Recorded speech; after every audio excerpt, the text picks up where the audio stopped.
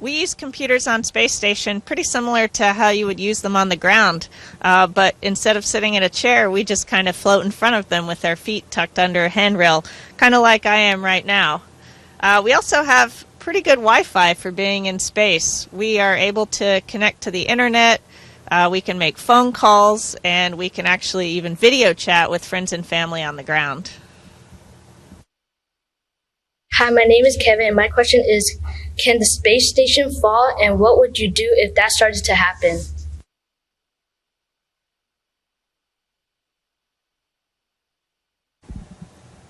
We are actually always falling on space station. We are always slowly descending back towards Earth, pulled in by Earth's gravity. So periodically, we have to do what's called a reboost, where we use thrusters on the Russian segment to propel space station back up and reboost our altitude to a higher altitude. Hi, my name is August. How do you get supplies from Earth if you run out of food and water?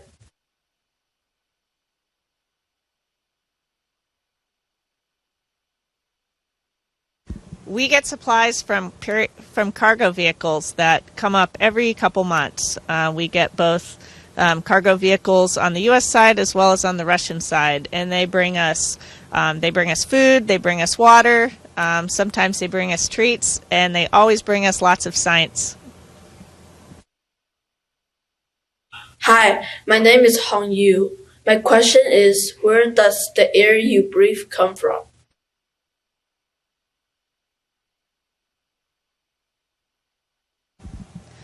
Most of the air we breathe is actually recycled, so we have the technology on board to remove carbon dioxide from the atmosphere as well as generate oxygen. We also replenish that atmosphere from time to time with air brought up from the ground. Hi, my name is Andrew. My question is, how long does it take to get to the space station?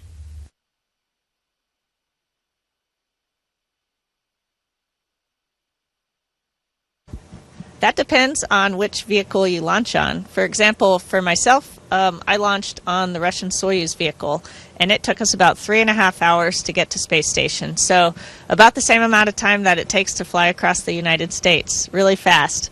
The SpaceX Dragon vehicle usually takes a little longer, and that's just using different schemes for how we do the rendezvous with space station.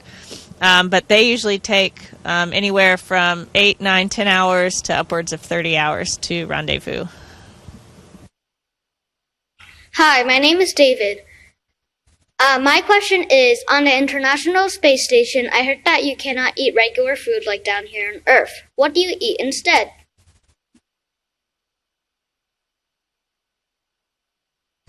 That's a great question, and one of my favorites. I actually have some of the food that we eat here. Our meals come in a couple different ways. One is these green packets of food that you just pop in the oven and heat up. Pretty easy. The other main kind of food we have is rehydratable meals. For these, you just add water. We have a lot of tortillas, which we love.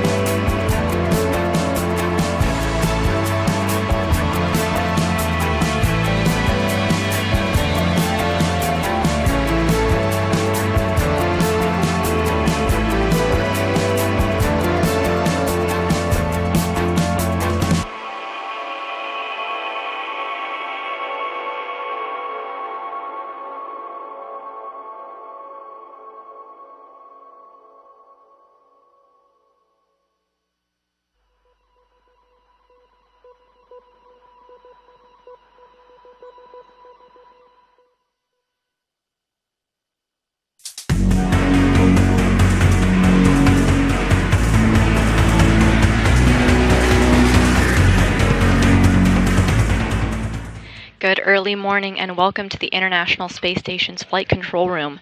This is Mission Control Houston with live coverage of the arrival of a cargo spacecraft to the International Space Station. The Cygnus spacecraft is arriving with its cargo shipment in support of Northrop Grumman's 20th Commercial Resupply Services mission. It's carrying more than 8,200 pounds of supplies. And these are live views of Mission Control, but we hope to get live views of the Cygnus cargo spacecraft for you soon.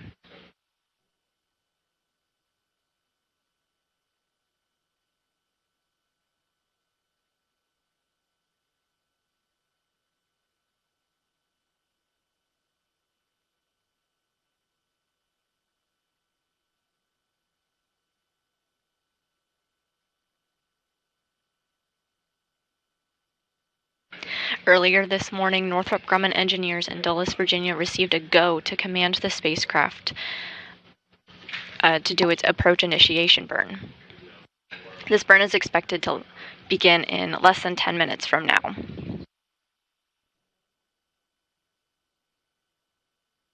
This is an engine firing on the Cygnus spacecraft that occurs when the cargo craft is below and behind the space station. And with this burn, it puts Cygnus on an intercepting path to arrive at the point directly below the space station and into the neighborhood of the space station. Again, that burn is set to begin in about 8 minutes.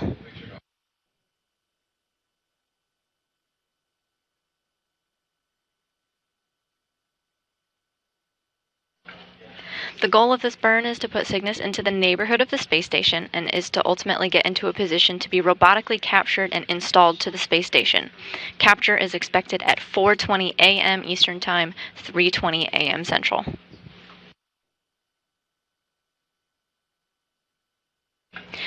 On your screen, we're getting live views of Mission Control. That is Flight Director Diane Daly in the lower right-hand corner of your screen speaking. She's our flight director in charge of all of the flight controllers in the room today.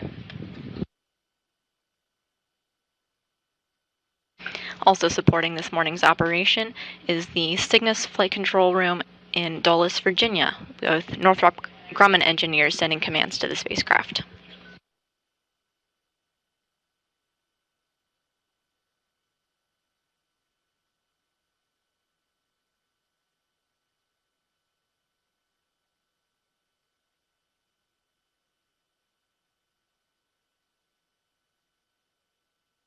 The Cygnus cargo spacecraft is 2,500 meters away from the space station.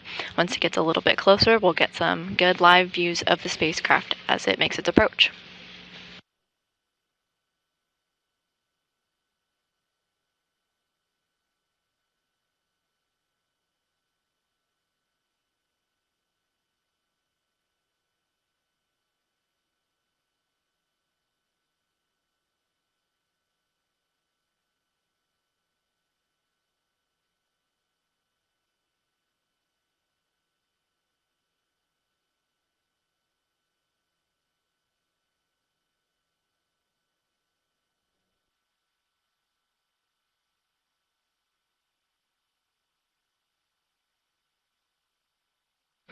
We're about 6 minutes out from that approach initiation burn, and in the meantime, let's talk a little bit more about what this mission is all about.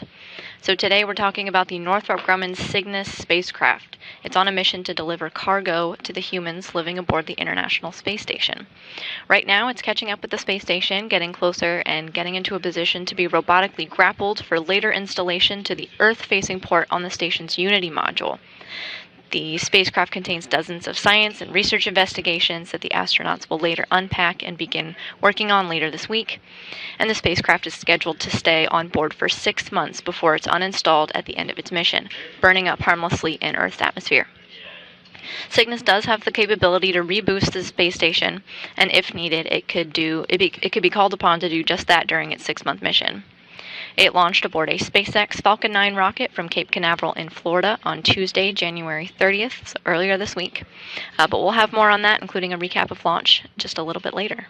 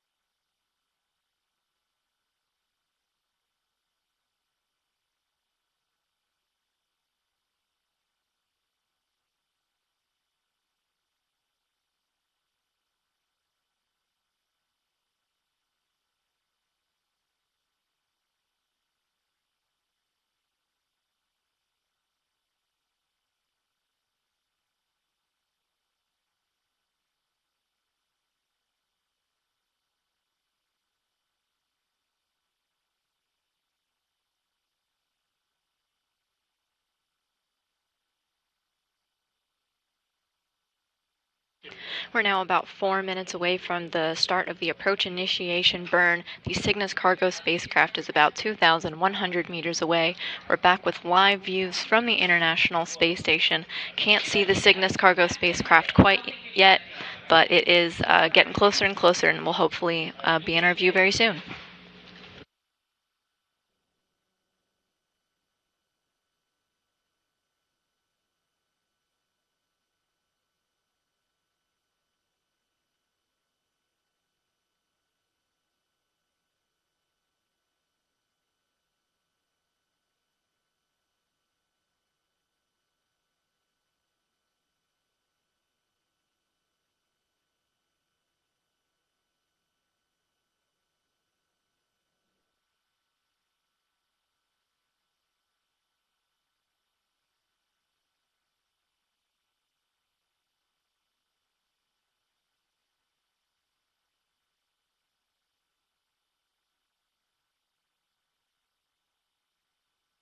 So we already talked about who is supporting this operation here in Mission Control Houston under the direction of Flight Director Diane Daly. We know that we've got the Dulles control room too, keeping an eye on things. Our Capcom today is Alex Lenkos, and he's going to be serving as our Capcom, speaking to the crew. So if you hear that voice, there he is on the pink on your screen. So if you see a voice talking to the crew back and forth, confirming that they have good visuals of the spacecraft, that will be the voice of Lenkos. Meanwhile, up at the space station, it will be NASA astronaut Laurel O'Hara inside the space station cupola, who will be at the controls of the robotic arm today. There she is, right on your left there. That's NASA astronaut Laurel O'Hara. She's going to be in the station's cupola. And NASA astronaut Jasmine Mogbelli, on the right of your screen, will be there for the assist.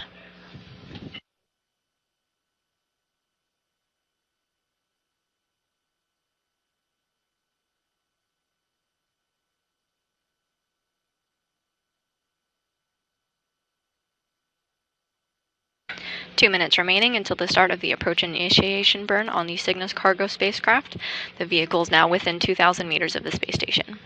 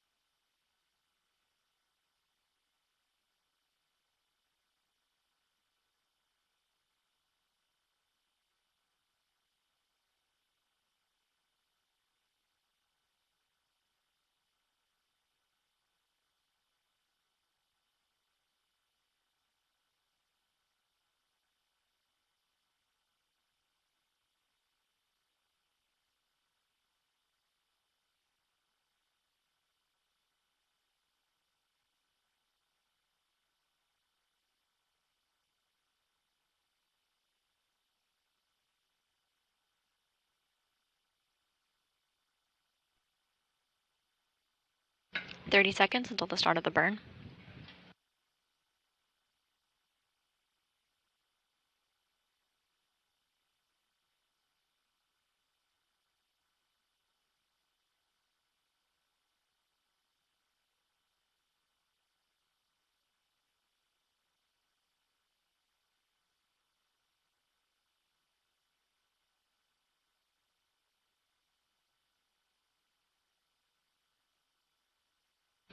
And the approach initiation burn has begun. Again, this is a thruster firing on the Cygnus spacecraft. It puts Cygnus on an intercepting path to arrive just below the space station.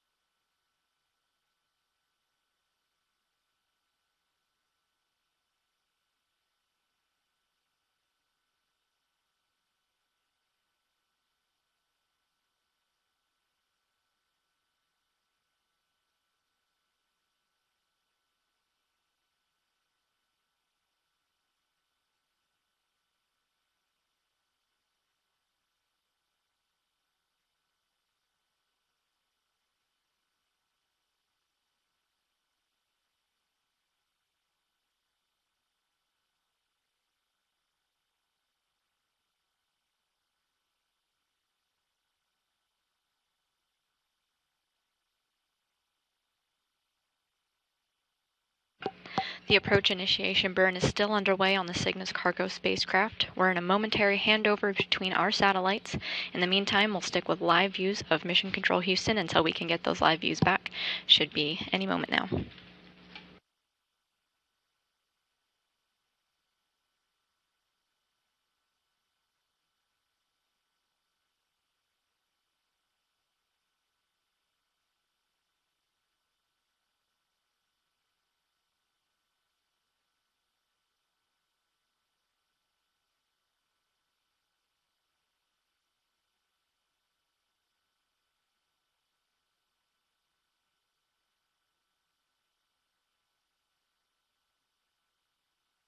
Less than 1 minute remaining until the conclusion of the approach initiation burn. Here in Mission Control, everyone reports that it is performing nominally thus far.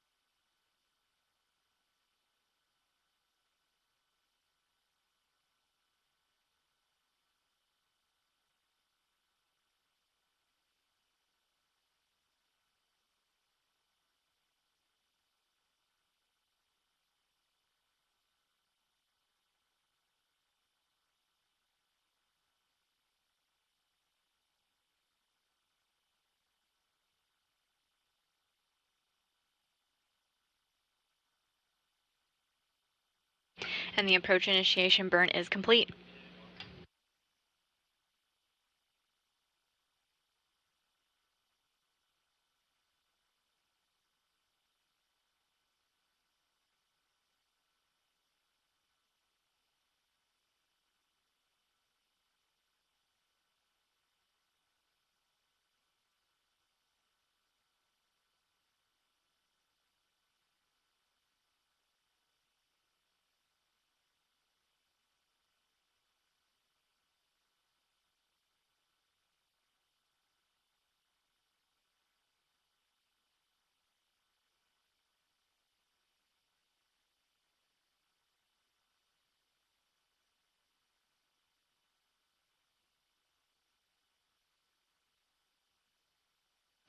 So with the completion of the approach initiation burn, the Cygnus cargo spacecraft is now 1,200 meters away. 2 for Cygnus approach.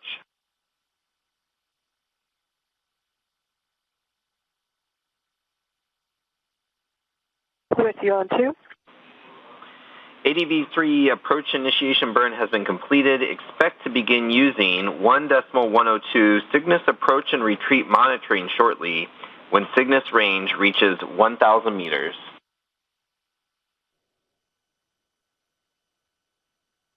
Okay, we copy. We're showing range at 1235 now. We see the same.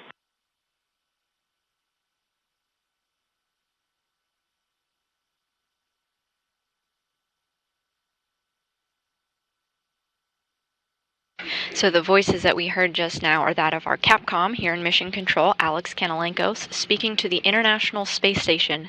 That was NASA astronauts Jasmine Mogbelli and Laurel O'Hara. They're stationed in the space station's cupola at the Robotic Workstation. Cygnus is 1,100 meters away from the space station, and Kanalenkos was letting the crew know that once the spacecraft gets within 1,000 meters of the space station, that they can move on to their next steps. O'Hara has a list of procedures in front of her. This is the view from the robotic workstation here. This is the view that Laura O'Hara is getting. This is the data that she's seeing to help her robotically grab the spacecraft when it comes nearer. So she'll use a set of procedures there to robotically capture the Cygnus spacecraft, which right now is scheduled for an on-time capture of 4:20 a.m. Eastern Time, 3:20 a.m. Central.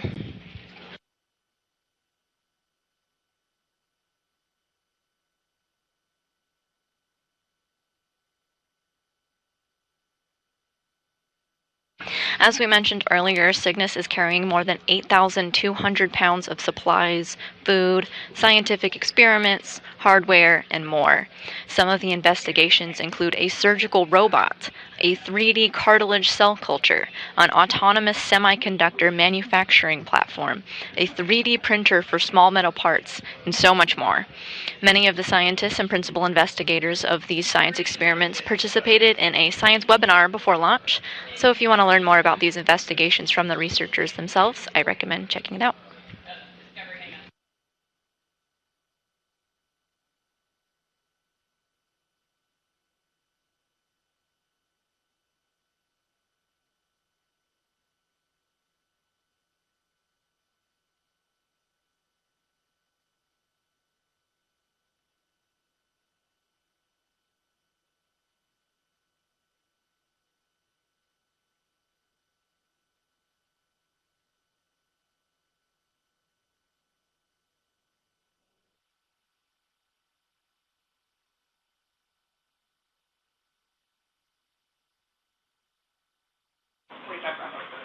Station Houston, Cygnus range is 1,000 meters. Monitor long-range approach for step 1 in 1.102 Cygnus approach and retreat monitoring.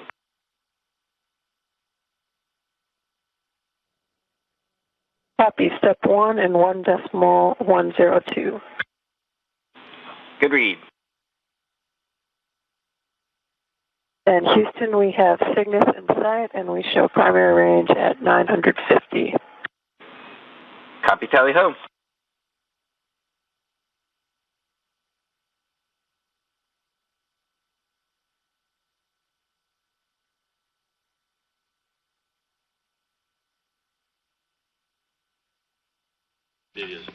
The Cygnus cargo spacecraft is now in the neighborhood of the space station. It is within 1,000 meters that you just heard a NASA astronaut, Jasmine Mogbelli, speaking to our Capcom today. She is the assist for Laurel O'Hara, who will be the one to robotically capture the spacecraft today.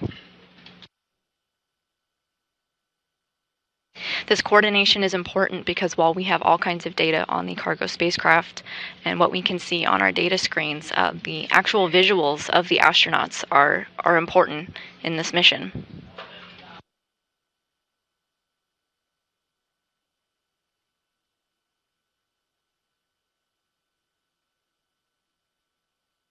The spacecraft will not be docked to the space station. This means that Cygnus will not park itself into an available port.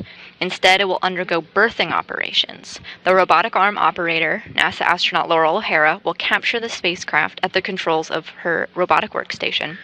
Then she'll hand over control to the robotic arm specialists here in Mission Control Houston. Go ahead and 2, Marcus.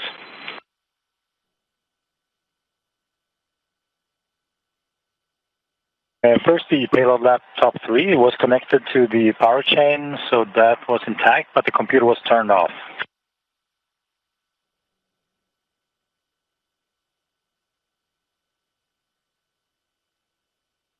And I assume that it was remotely switched off because I have not touched it since the orbital trajectory yesterday.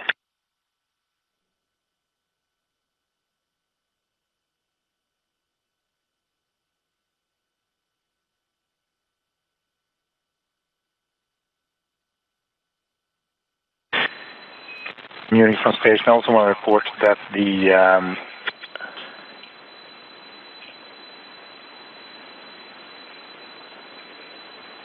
and Marcus, Munich with you on 2, so that the payload laptop 3 was off is probably due to battery empty, and so yes, please turn it on again for us, and thanks for reconnecting it.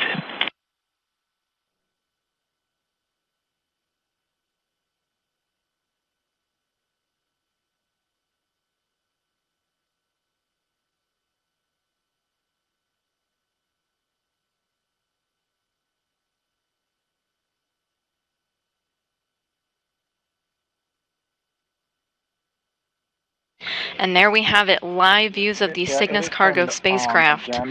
Just a moment ago. But on the other hand, it doesn't look like the computer is charging.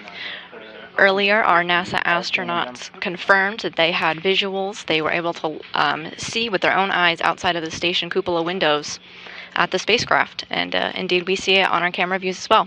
That's the Cygnus cargo spacecraft. No people on board, just cargo. We've got 8,200 pounds on board there at the center of your screen.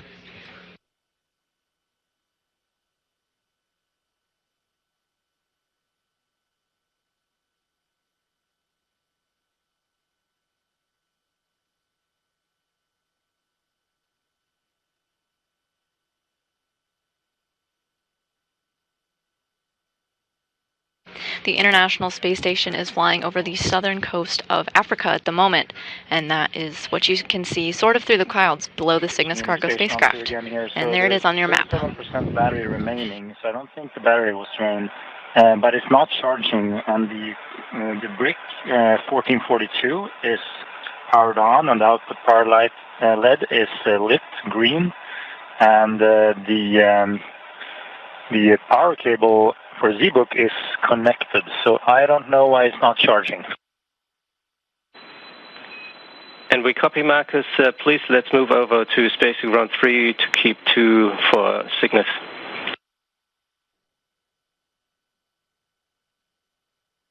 Go, of course.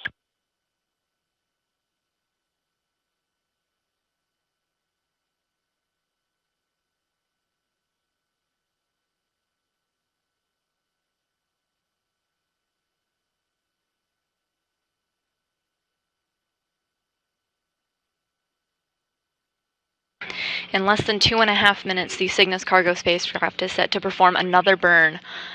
This is just to further fine-tune its position to the International Space Station and is the last major burn of today's operation.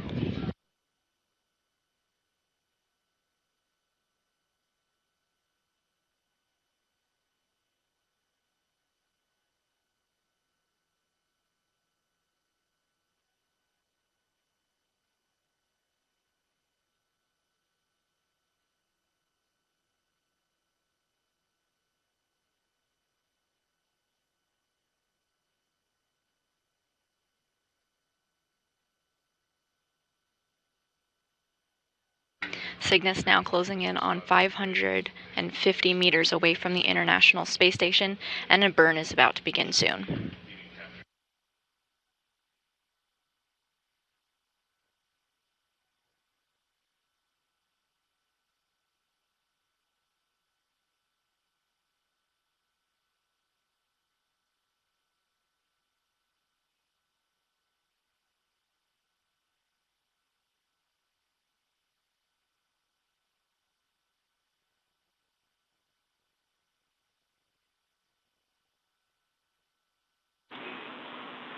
Station Houston, for all crew, Cygnus TRIDAR viewing constraints now apply. To prevent potential eye damage during Cygnus approach, cease using binoculars and DSLR cameras with uncovered viewfinders.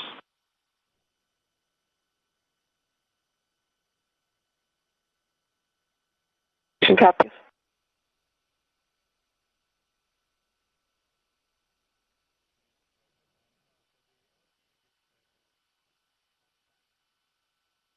The station has what's known as a common berthing mechanism. It's an attachment system used to mate segments of the U.S. side of the space station to visiting vehicles like the Cygnus cargo spacecraft. The common berthing mechanism is the installation port that Cygnus is guided into by robotics officers. There are hooks and latches to begin the process, and that is followed by the spacecraft being bolted into place.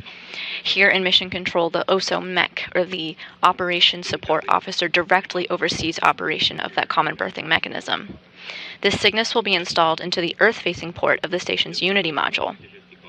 One of the advantages of using a common berthing mechanism is that large equipment and cargo can easily fit through the opening.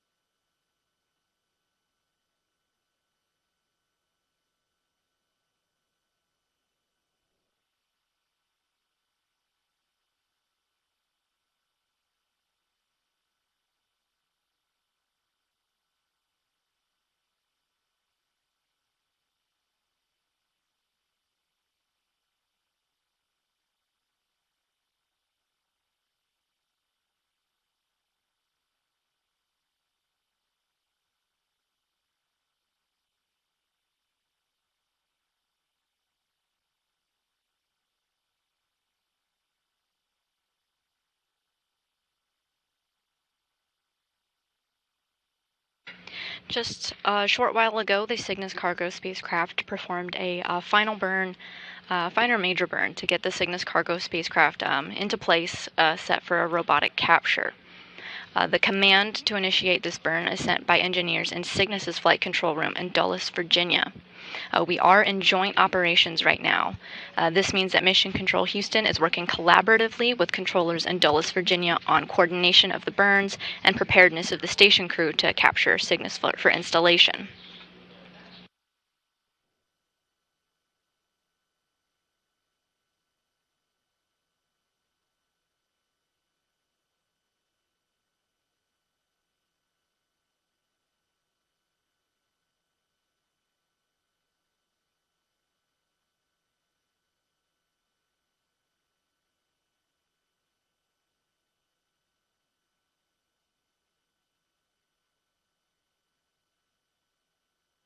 The spacecraft is nearing into 400 meters away from the space station, but once it reaches 250 meters away, or about a tenth of a mile, it will stop approaching the space station. It will be commanded to hold at this 250 meter mark for a little over 10 minutes, and the two mission control rooms will pull go, no-go on this if the spacecraft can continue to move in. This is expected and planned part of our schedule today, and this is because the space station has an invisible boundary called the keep-out sphere. Power cycle. This keep-out sphere is a 200 meter radius, 200 meters in radius or 400 meters in diameter. You can get kind of a good view of that on your screen there. Sphere, perfect sphere around the space station, and it's one of the several safety zones for visiting vehicles like Cygnus. Unit, I see green main power LED.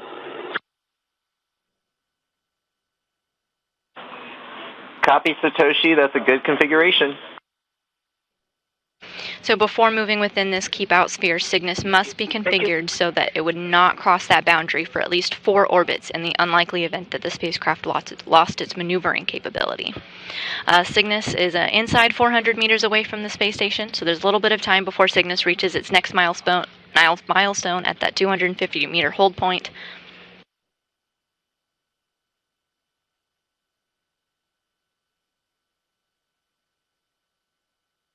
In the meantime, why don't we take a look back at how the spacecraft got here in the first place? Cygnus's journey to space began on a sunny Tuesday afternoon earlier this week. The spacecraft launched at 12:07 p.m. Eastern Time. That's 11:07 a.m. here in Houston on January 30th. Cygnus lifted off atop a SpaceX Falcon 9 rocket from the Space Launch Complex 40 at Cape Canaveral Space Force Station in Florida. It was an on-time launch for Northrop Grumman's 20th cargo resupply mission, and the first time a Cygnus cargo spacecraft has launched on a Falcon 9 rocket. You can see a recap of Tuesday's launch on your screen here. This is not a live view. The spacecraft went on to go through its post-launch milestones as planned. It separated from the Falcon 9 spacecraft with no issues and went on to deploy both of its cylindrical solar arrays a little less than 3 hours after takeoff. It's been making its way to the space station ever since. It went on to perform a number of delta velocity burns, some lasting up to 16 minutes, others lasting just seconds, all with the goal of fine-tuning the spacecraft's position in space to bring it to the space station. Mission Control Houston and the Northrop Grumman control room in Dulles entered joint operations, and about an hour and a half ago, both gave a go for another set of thruster firings. As you know, it did the approach initiation burn during our coverage today, and then another burn just a few minutes ago, and both performed nominally.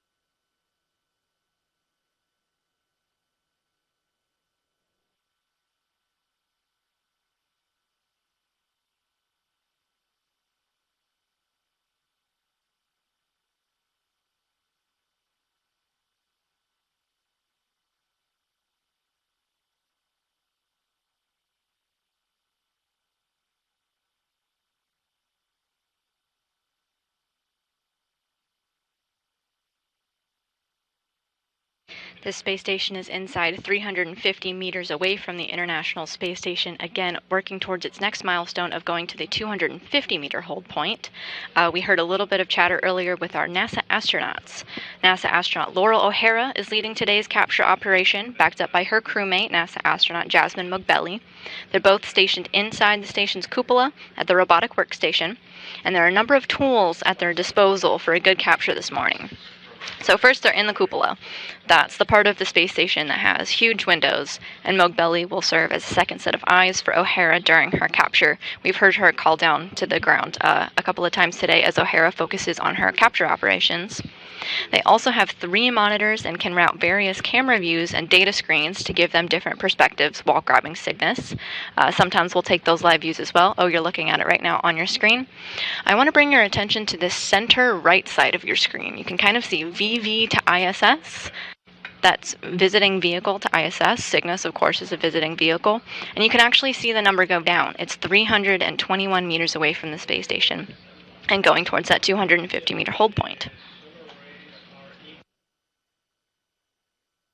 So in addition to those 3 monitors with their camera views and data screens that they have, in addition to a number of controls right there in the workstation, they do indeed have what looks like a video game joystick. This operation is part of their astronaut training here in NASA's Johnson Space Center in Houston, Texas, where they can practice these controls in a simulated environment. But they also can practice at the real robotic workstation before Cygnus arrives to get a refresher on the controls while they're in space. And this is something that both Mogbelli and O'Hara got to do earlier this week on the station.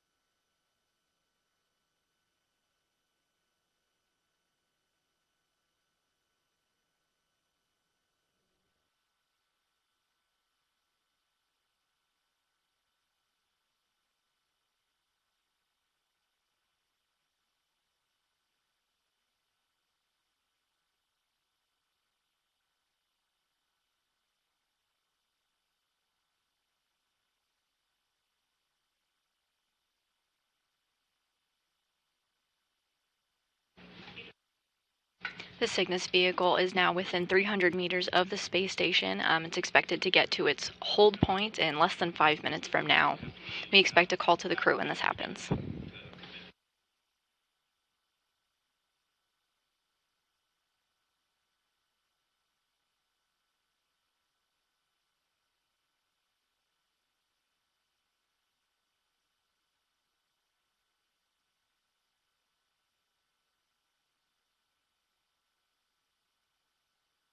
So as Cygnus makes its way to the 250-meter hold point, Cygnus will seemingly stop in its tracks. But of course, it's not quite holding still. It's orbiting the Earth at thousands of miles per hour.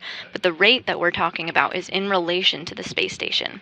So it will not come any closer to the station than 250 meters. Like we talked about earlier, this is a good checkpoint before the spacecraft can enter the keep-out sphere. The keep-out sphere is 200 meters away from the space station, and it's an invisible safety marker. As long as Cygnus is outside of this boundary, we know that the spacecraft would not come any closer and damage the station if something were to go wrong. Flight Director Diane Daly in the room here with us in Mission Control Houston must give the go after polling her team before the spacecraft can begin to close in again.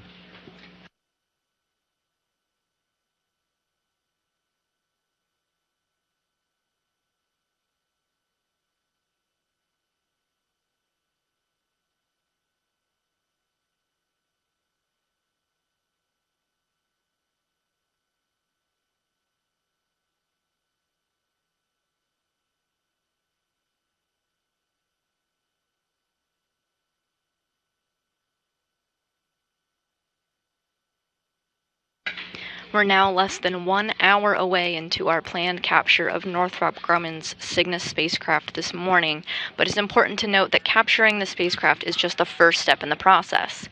Once Cygnus is in the grasp of the robotic arm, the astronauts have completed their job, but the work then continues.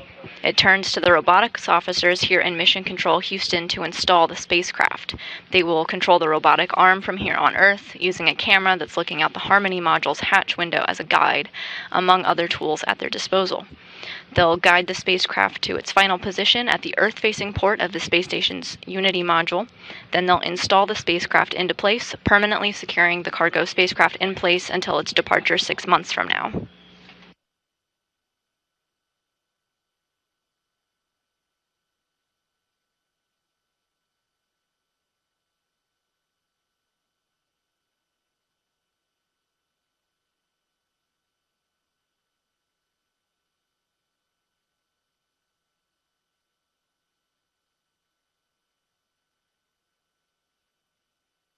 Cygnus now about 275 meters away from the space station, and we are in a brief handover period between our communication satellites, and we hope to get video of the Cygnus cargo spacecraft back soon.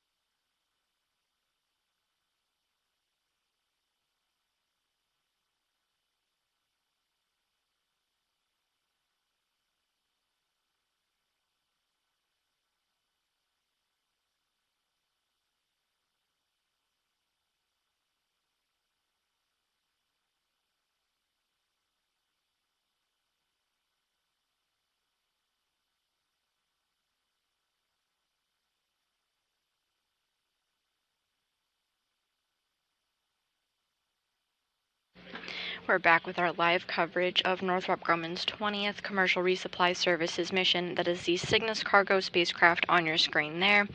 It's making its way to the 250-meter hold point.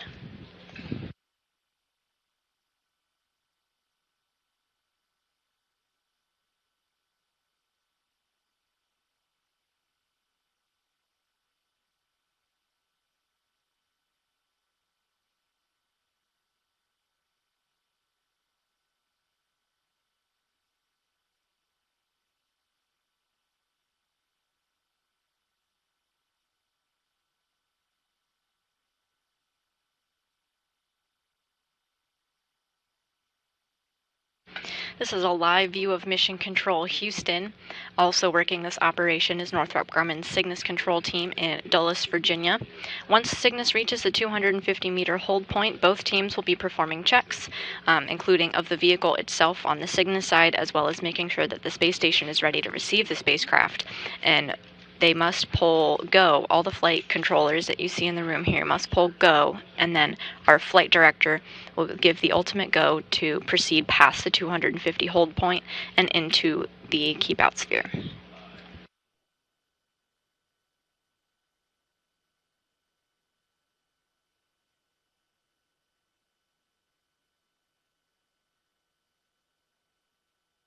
We're just about 5 meters away from that planned hold.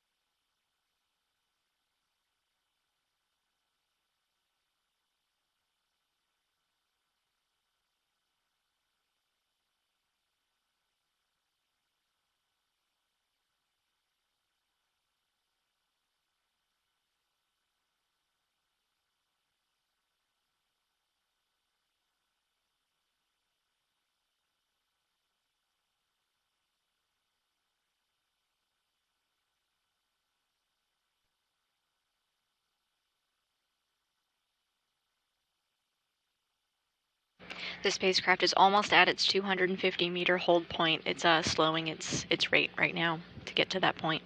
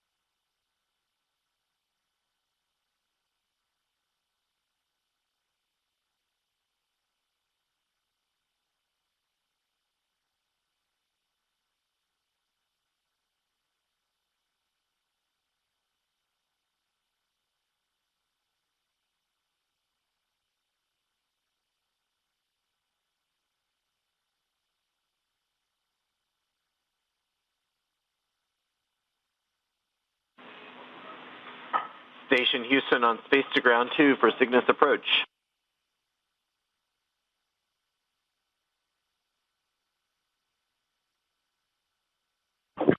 With you on 2, and we see the vehicle at 250 hold. You are correct.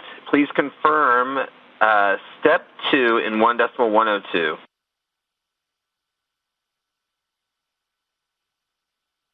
Copy and work.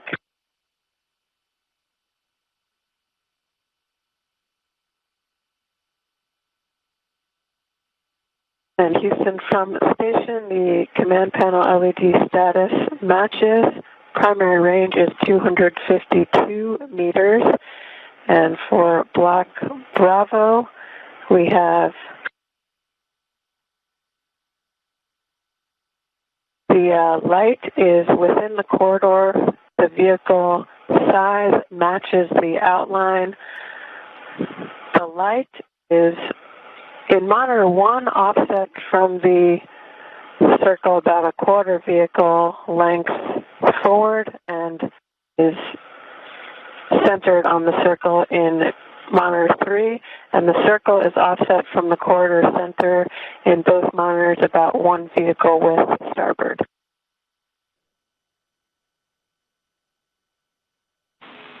We copy, and it matches what we see on the ground.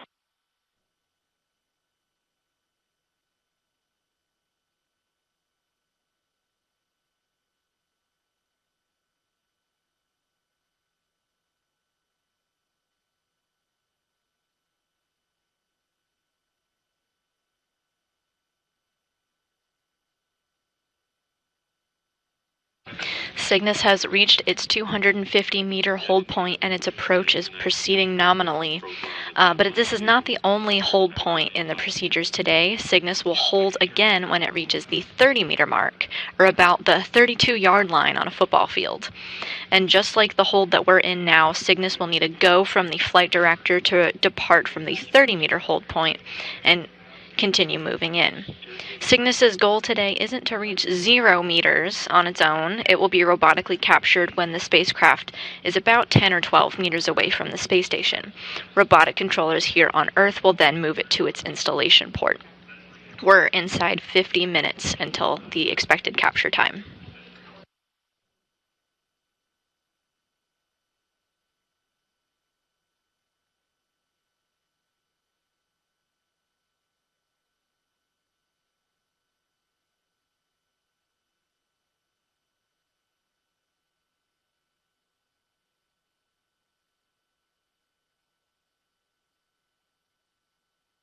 In just a couple of minutes, Mission Control Houston will begin its go, no-go poll to see if they should proceed.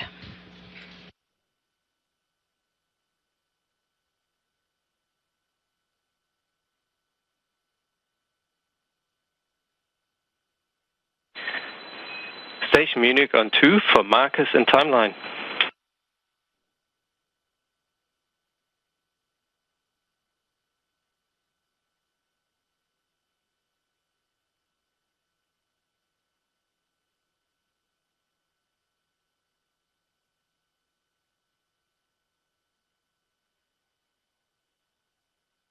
So we're still targeting a capture in about 45 minutes or so. But the Cygnus cargo spacecraft actually has plenty of other opportunities to be captured too.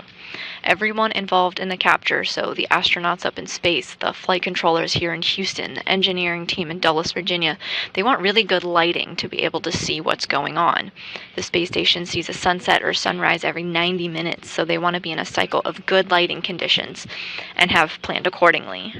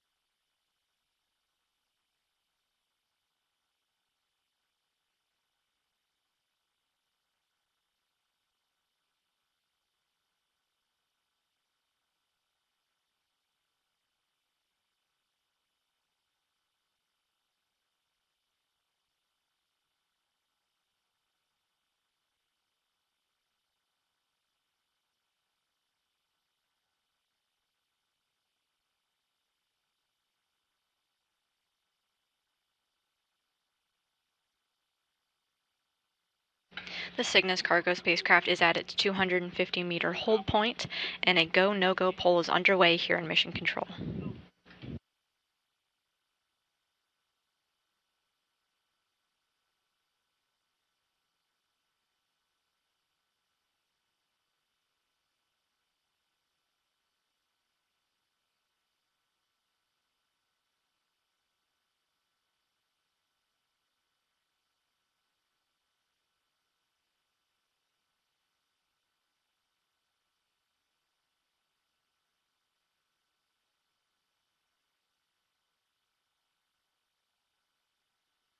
You're getting a live view of Mission Control Houston as the go-no-go poll is underway.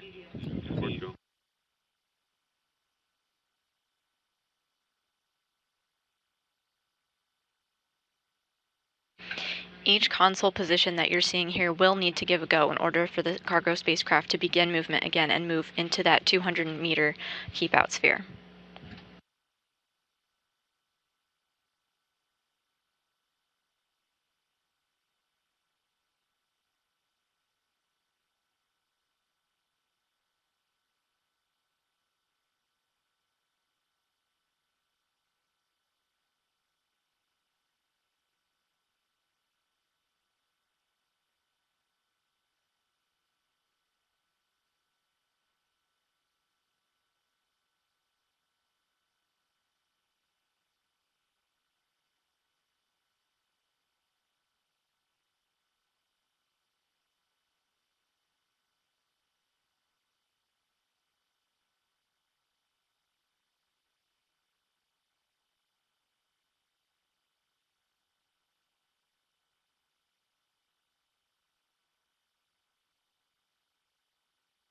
So here on the Mission Control Houston side, the team has pulled go, meaning that the space station itself is ready and capable to receive the Cygnus cargo spacecraft.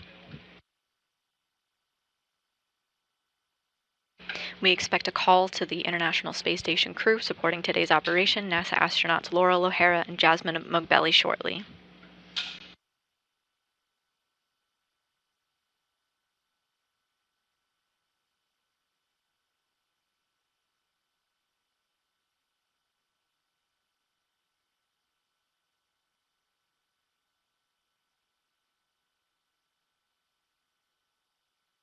Houston, station on 2 for WHC flash tank fill.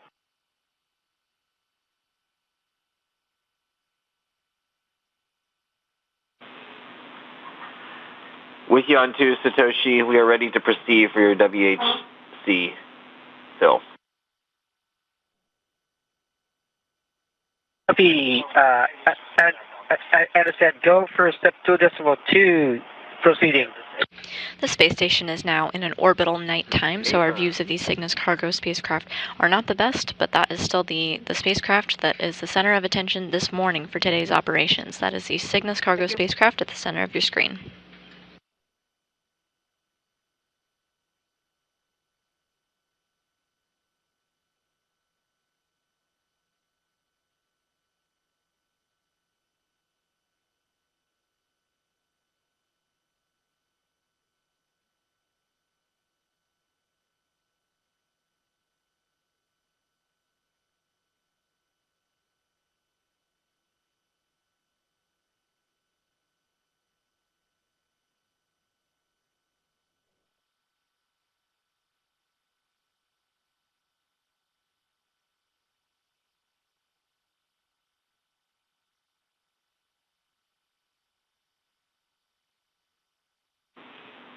Station Houston on Space to Ground 2 for a status for Cygnus.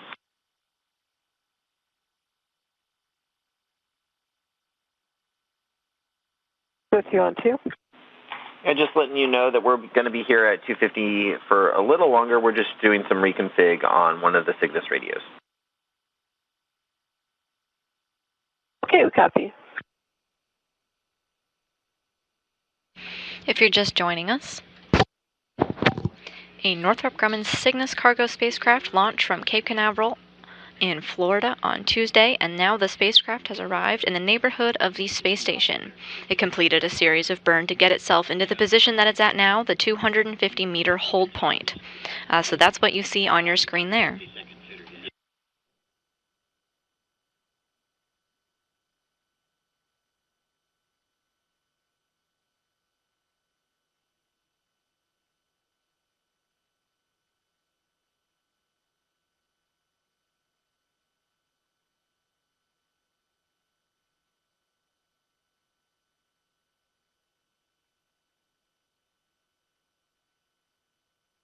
And Houston from station, we still see the light within the corridor. The vehicle size is about 25% larger than the outline in monitor 1 and 2.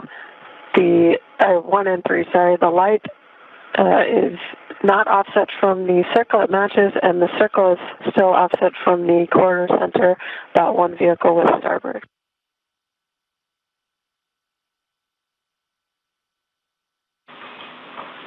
We copy, and we have no concerns. Thanks for the status.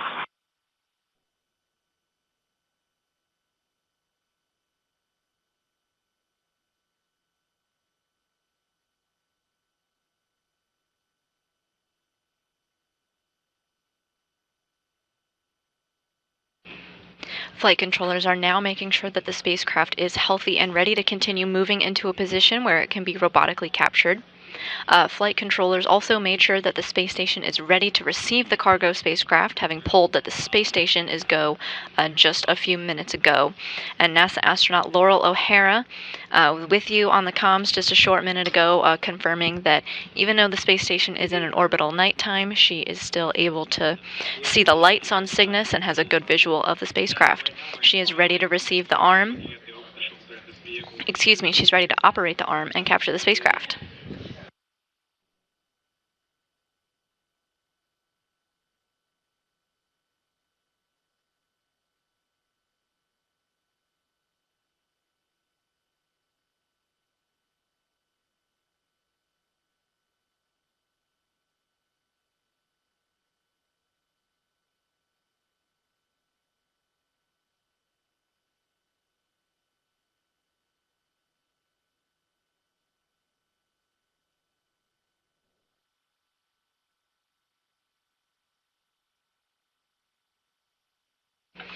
At this point, the Cygnus engineers and Dulles are verifying that the spacecraft is working as expected and that the navigational hardware is working.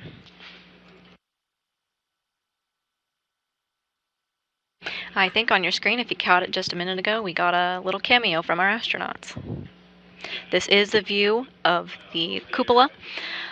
Laurel O'Hara and Jasmine Mogbelli are in the cupola with eyes on the spacecraft, both out the window and with the data screens that you're seeing there. That is the view that our astronauts are seeing as well.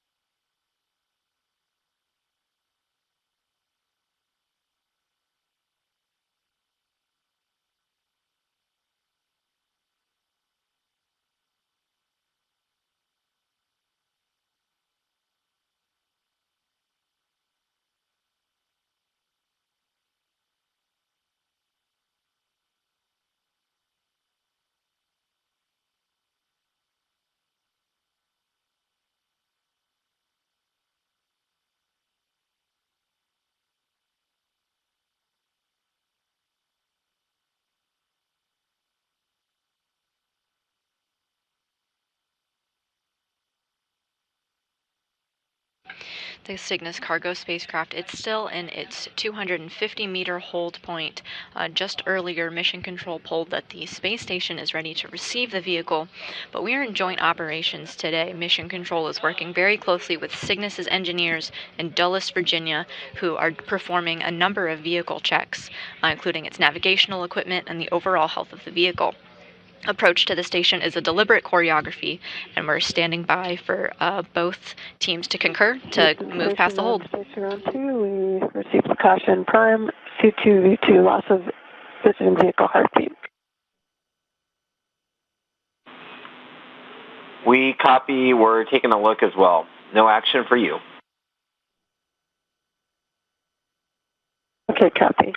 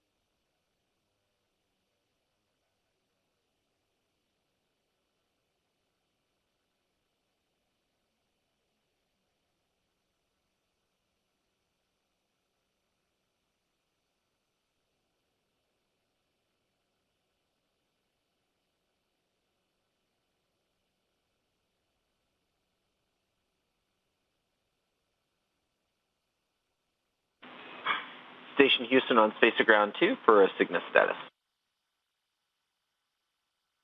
With you on 2?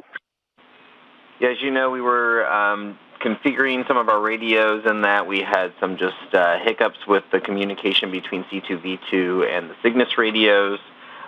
We are working to regain redundancy both on the Cygnus side and the ISS side for the radios. Okay, we copy.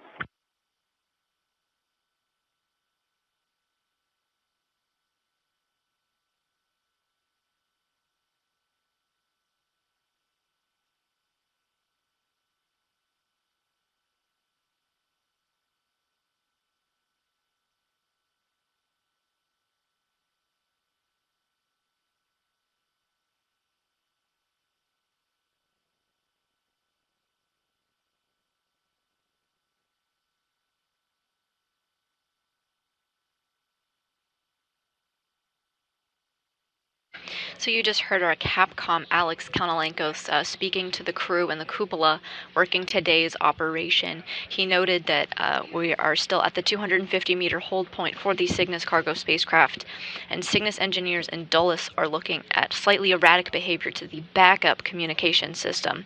So they're hoping to restore that redundancy of communication on the spacecraft and the space station for this radio communication. At the moment, there is no impact to capture.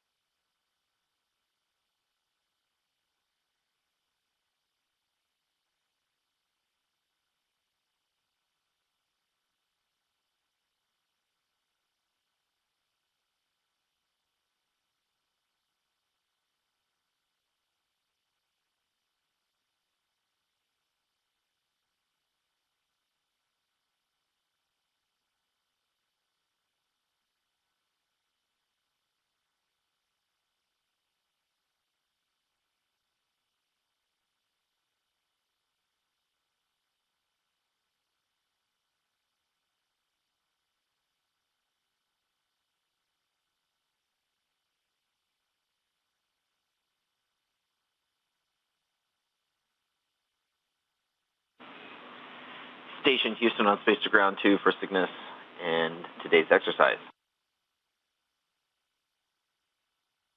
With you on 2. As we continue to lose a little on the timeline with the Cygnus activities, if you don't mind calling us before you hop on one of the devices, that way we can verify the exercise constraints, and that way we won't have to chase it all day long.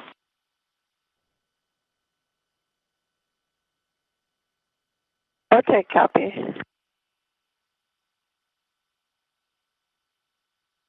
So you just heard a conversation between Alex Kanalenkos, our Capcom today, and the crew. Cygnus engineers continue to work to restore the redundancy in the communication system during this 250-meter hold. While we expect capture to occur as planned, we do expect capture later than originally predicted. We'll have a better handle on the capture time after we depart the 250-meter hold point. After the spacecraft has begun motion again, we expect about 1 hour until capture. The Cygnus cargo spacecraft had numerous capture opportunities built into its timeline today.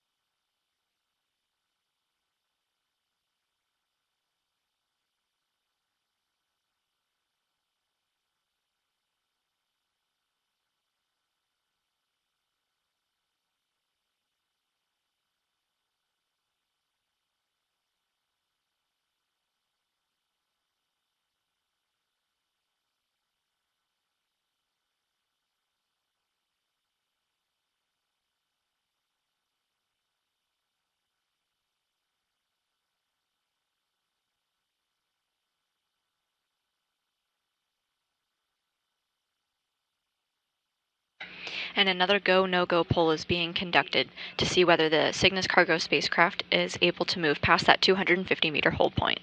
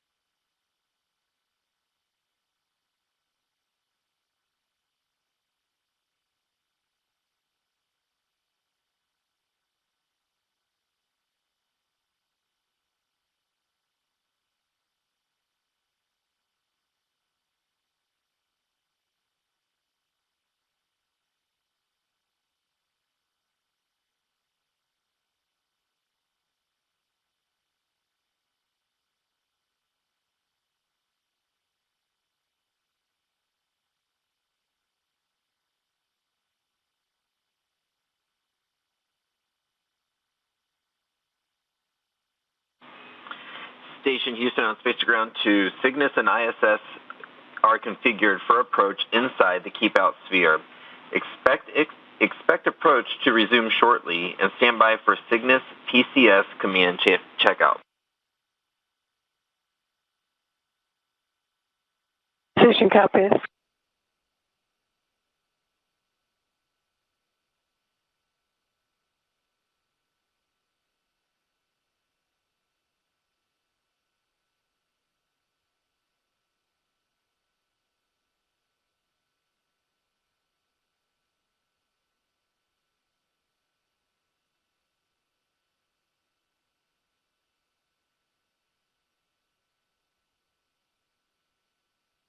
As you heard communicated to our space station crew there just a moment ago, flight controllers here in Mission Control consulted with the engineers in Dulles, Virginia at Cygnus's control room and concurred that they are go to press ahead past the 250-meter hold point, but they're going to continue to watch that backup communication system on Cygnus as they press ahead. We'll get a better understanding of capture time. It's estimated to be about 1 hour after motion has started on the Cygnus cargo spacecraft again.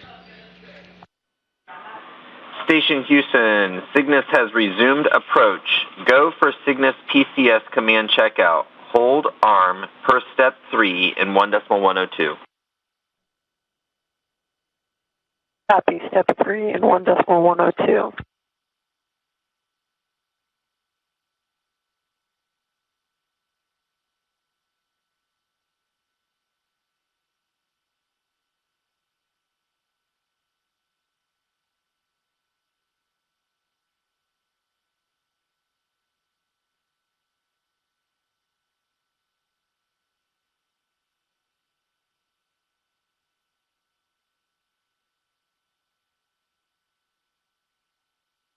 Houston Station, hold command armed. Copy.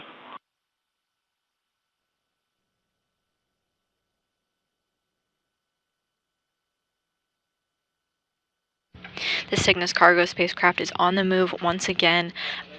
I want to bring your attention to the center right of your screen. You can see that VV Station to ISS. Houston, hold arm confirmed. Go for Cygnus PCS command checkout disarm per step 4 in 1.102. Copy, step 4, 1.102.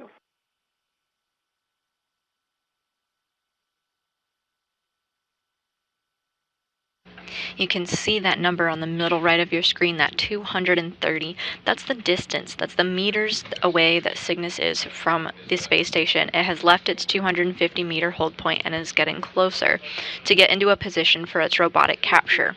We expect about an hour away until capture. Copy. Stand by.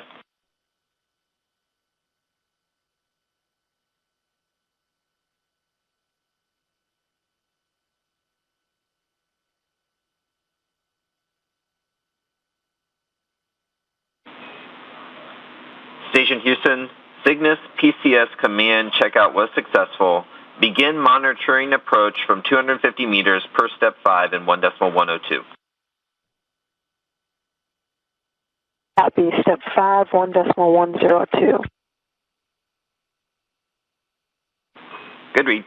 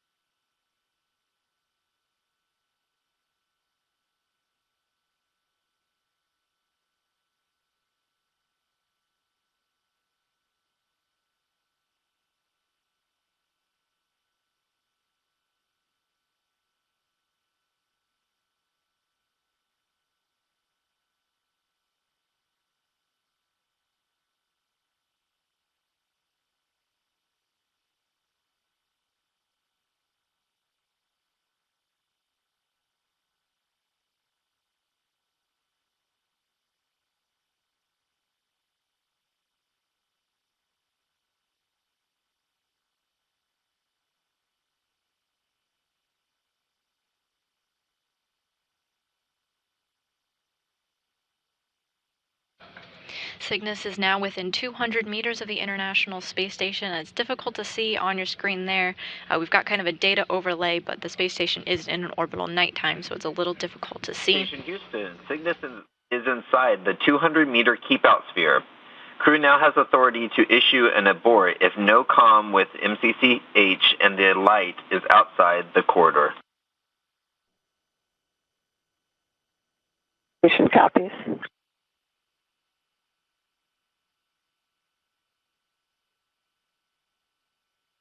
The space station has an invisible boundary around it. It's in a spherical shape called the keep-out sphere, and that's at the 200-meter mark. Station, we show range at 186 meters.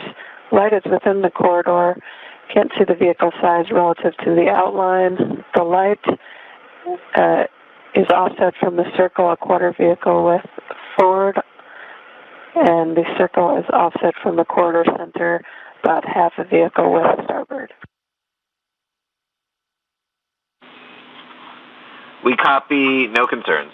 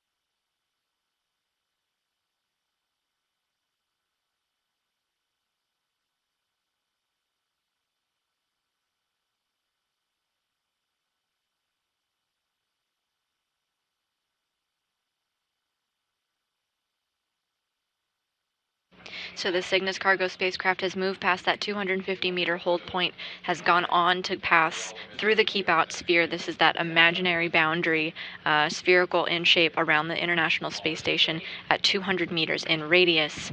It's gone through that and is now about 150 meters away from the space station. The next step is to do the same process at the 30-meter hold point. Cygnus will hold. Teams here in Mission Control Houston and Dulles, Virginia will perform a number of checkouts and make sure that everyone is on the same page to proceed. Then they'll conduct a go, no-go poll, and if go, Cygnus will depart that 30-meter hold point, the same process that we just used for that 250-meter hold point a minute ago.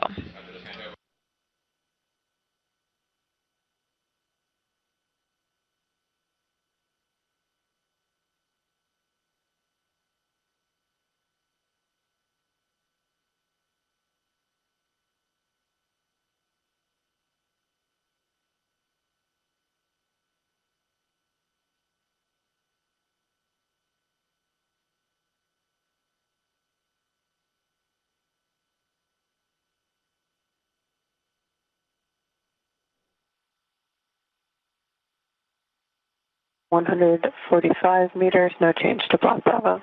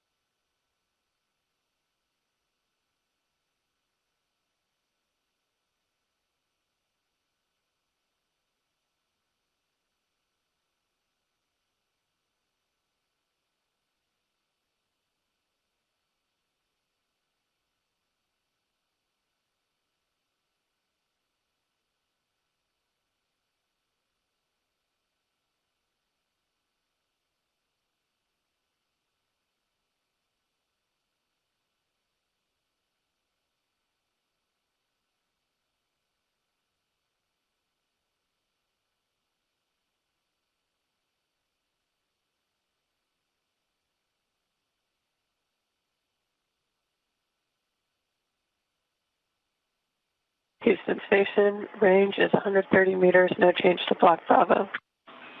Houston copies.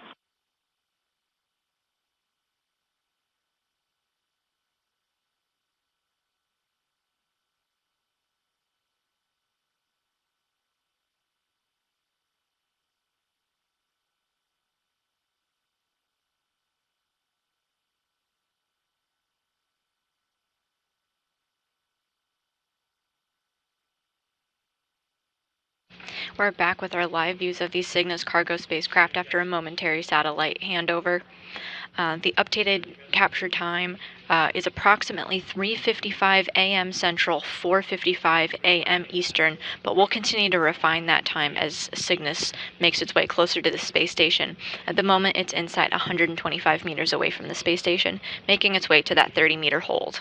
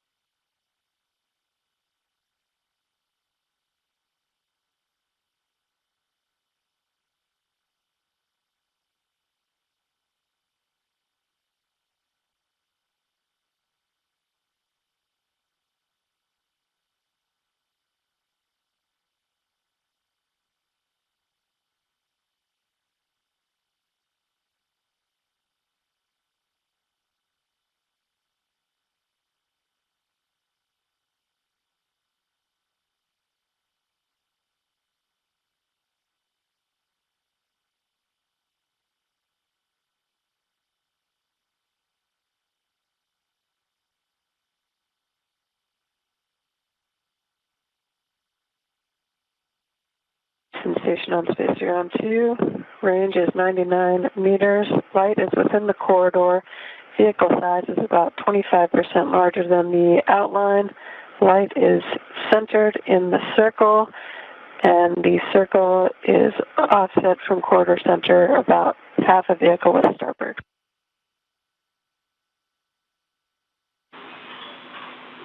Copy your block Bravo, no concerns.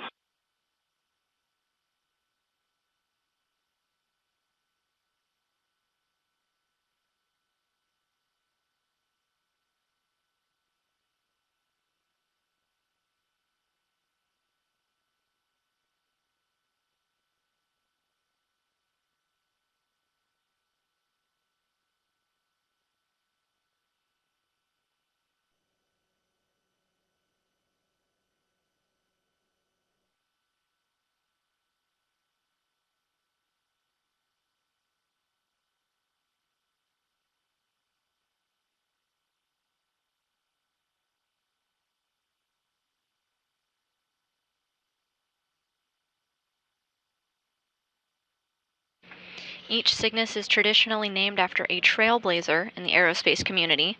This spacecraft is called the Dr. Patricia Hilliard Robertson.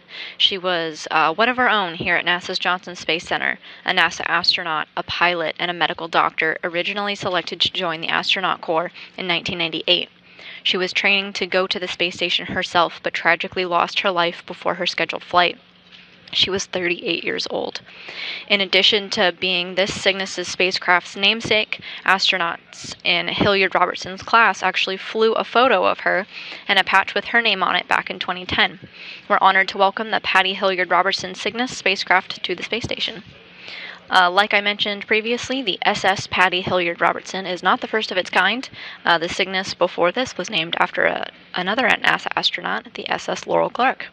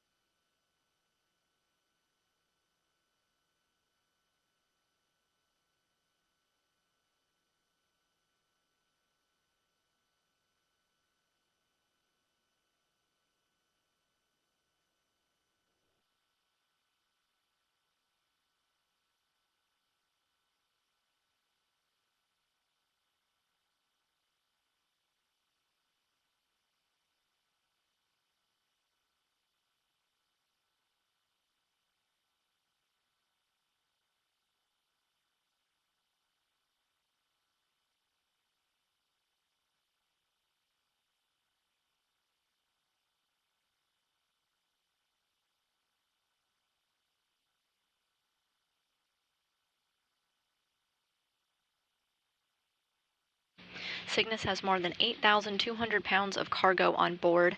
The bulk of the cargo is crew supplies, science experiments, and vehicle hardware, but the spacecraft also carries some spacewalk equipment and computer resources as well. When we're talking about crew supplies, this can mean food, hygiene supplies, maybe even some fresh clothes, anything that the crew might need to live comfortably in space. But there's also a number of experiments on board the Cygnus cargo vehicle today, and some focus on the fields of biology and physics. The first is called APEX 10, and it stands for Advanced Plant Experiments in Space, this one focusing on the plant-microbe interactions in space. It aims to understand how plants grow in the harsh environment of space.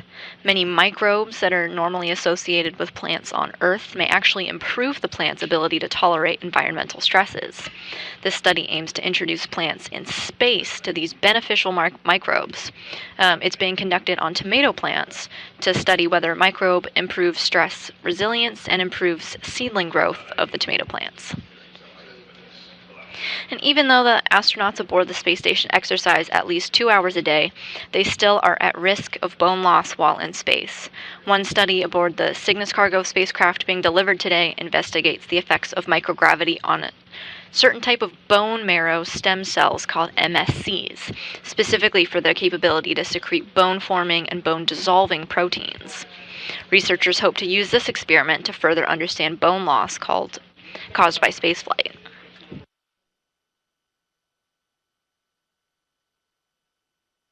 And a final biology experiment that I want to highlight today aboard the Cygnus is called BRIC 25, or the Biological Research in Canisters.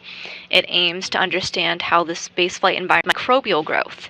By studying bacterial behavior in space, researchers hope to not only protect the astronauts' health in space, but also understand bacterial adaptations on Earth.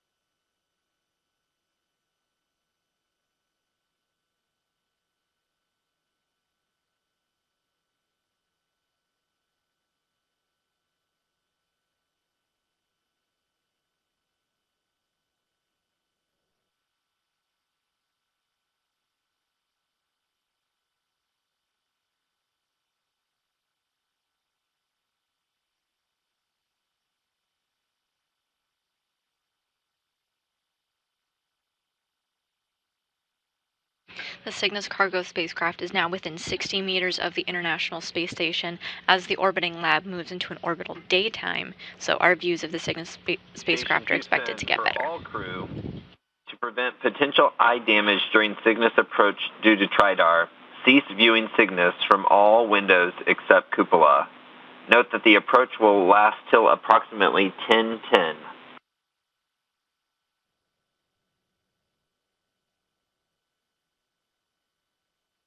Station copies.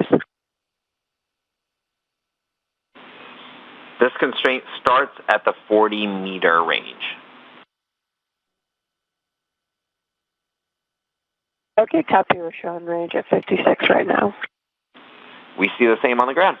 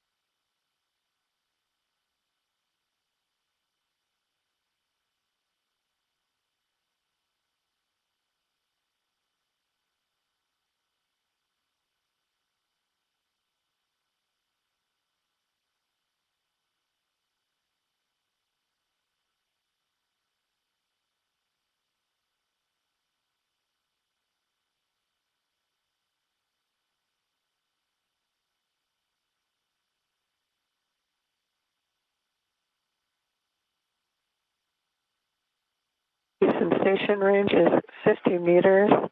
Light is within the corridor. Vehicle size matches the outline. The light is centered in the circle, and the circle is offset from the corridor center about a quarter vehicle width starboard on monitor 1, and it is centered on the corridor center in monitor 3. Houston copies.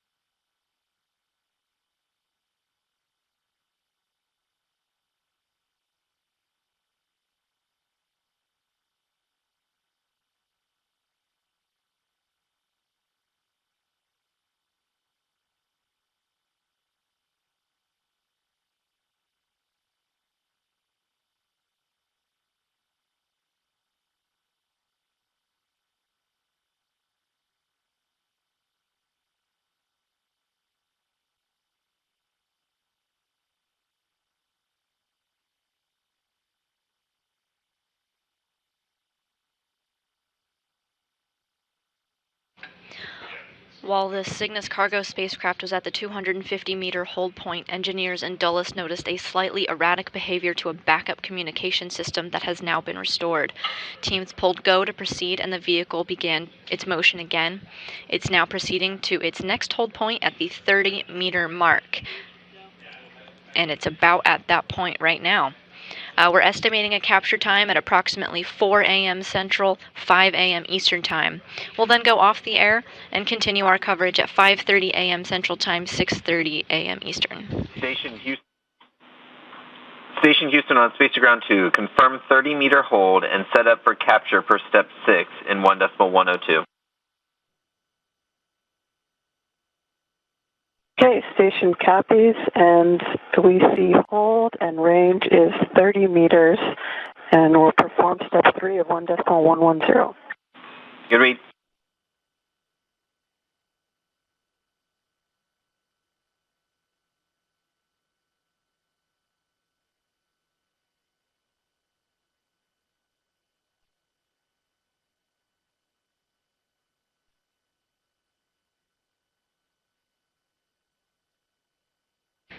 The spacecraft has reached its next major milestone, holding at the 30-meter mark.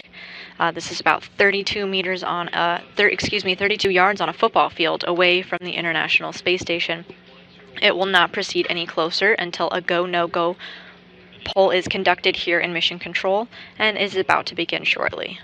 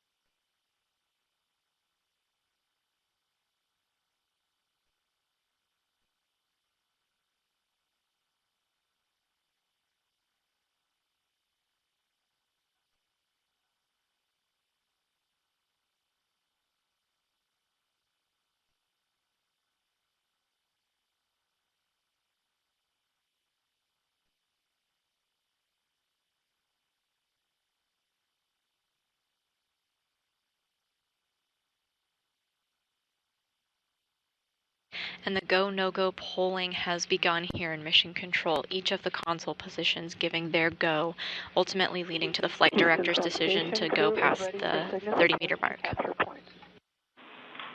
Copy. Stand by.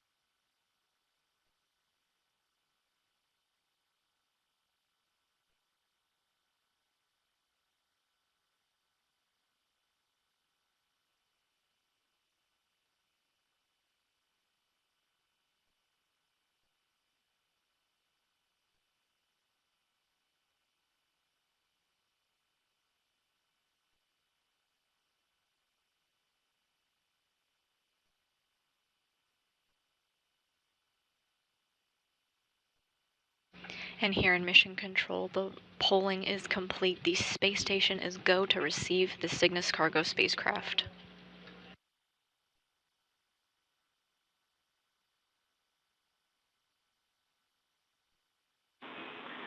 Station Houston on 2 for Cygnus approach.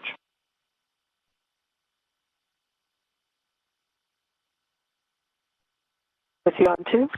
Yeah, Jaws and Laurel, we have one delta that we'd like to make you aware of. So because we saw the transient earlier with the C2V2 loss of visiting vehicle heartbeat, we want you, as you are trained, if you get that alarm, to go ahead and back away, but just take a little bit of break to see if it goes back out of alarm before you send the retreat. How copy? Okay, we copy. So in the back away cue card, line 8, if we see, and this only applies to the prime C2V2 loss of visiting vehicle heartbeat or all of block 8?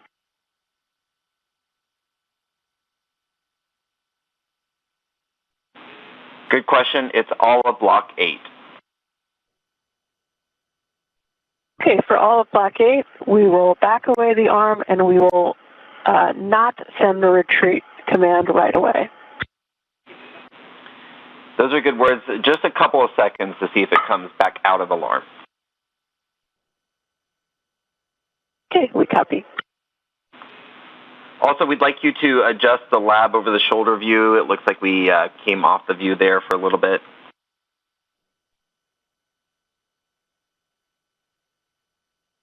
Okay, I'll see if one of the other crew members can do that. All right, Cygnus is ready to proceed to the capture point. Expect approach to resume shortly.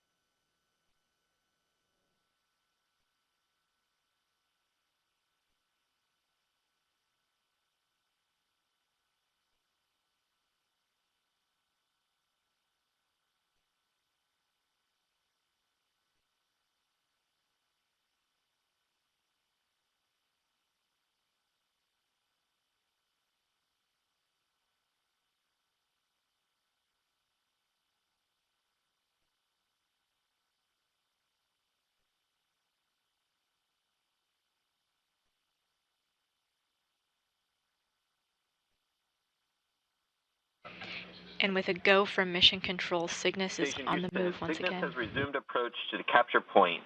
Monitor approach within 30 meters per step 7 in 1.102.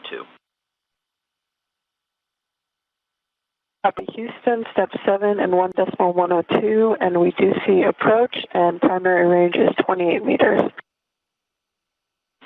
Copy.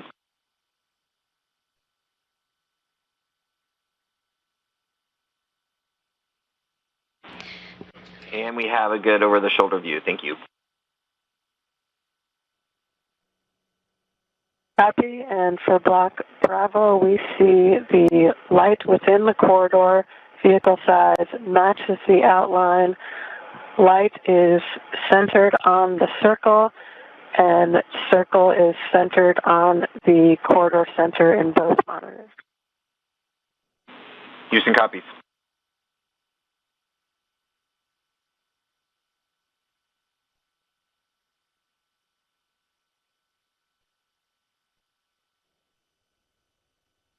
So just as the spacecraft did at the 250-meter hold point, it held again at the 30-meter hold point and got the go from Mission Control to move past and is now on the move once again, now 25 meters away from the space station. As a reminder, its goal is not to get to 0, but to kind of hang around the 10 to 12 meter mark, where NASA astronaut Laurel O'Hara will use the space station's robotic arm to grab the spacecraft.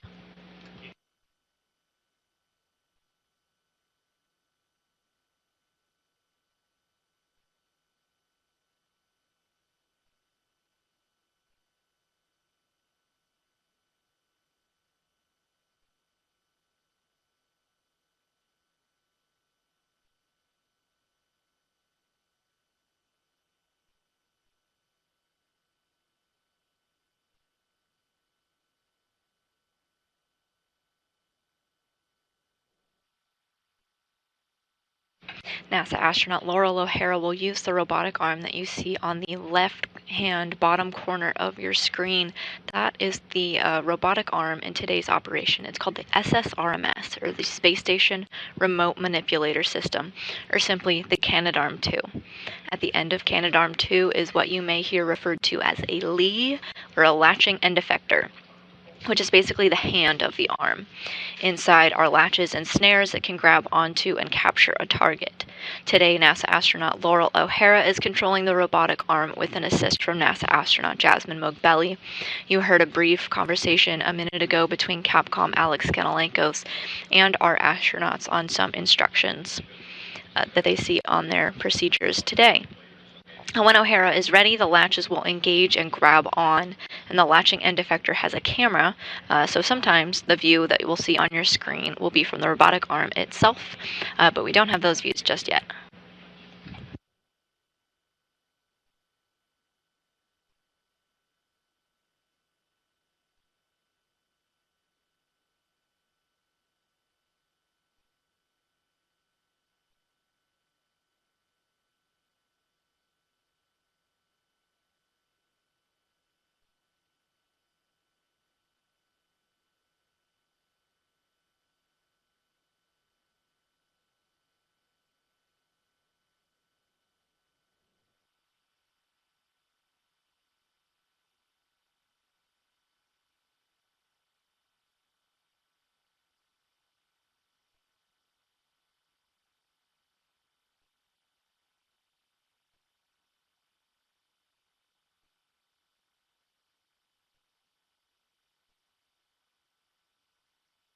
The spacecraft is now within 20 meters of the International Space Station, making its way to its capture point.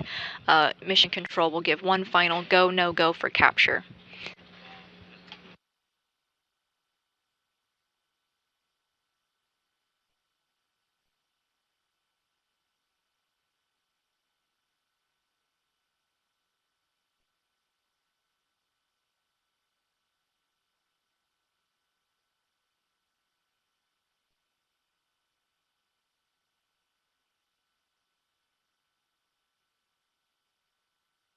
While delivering cargo is Cygnus's main job, it also serves an important function for the space station at the end of its mission. The astronauts on the space station cannot just go take out the trash wherever they want to. They have no shower and no washing machine for their clothes, so Cygnus is loaded with wet wipes, old clothes, gloves, food wrappers, anything the astronauts don't want around their house.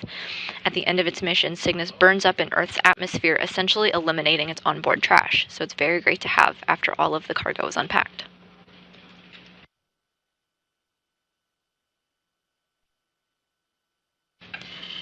The engineering team at the Northrop Grumman Center in Dulles, Virginia, are conducting a go, no-go poll now.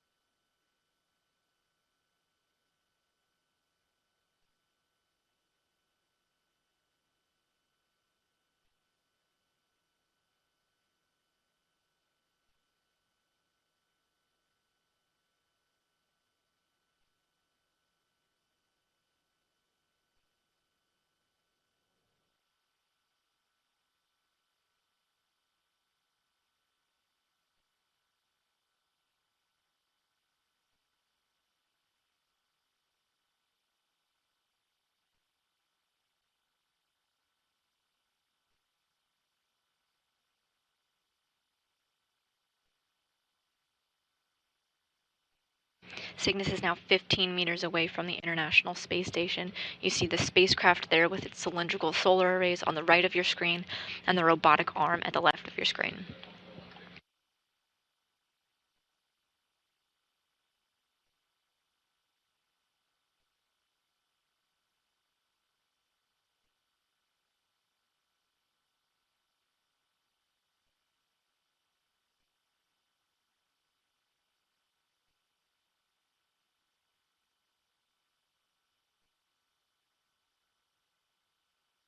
We're now less than 15 minutes away from Cygnus's robotic capture time. Of course, these times are approximate, and we'll update with the actual capture time live on air.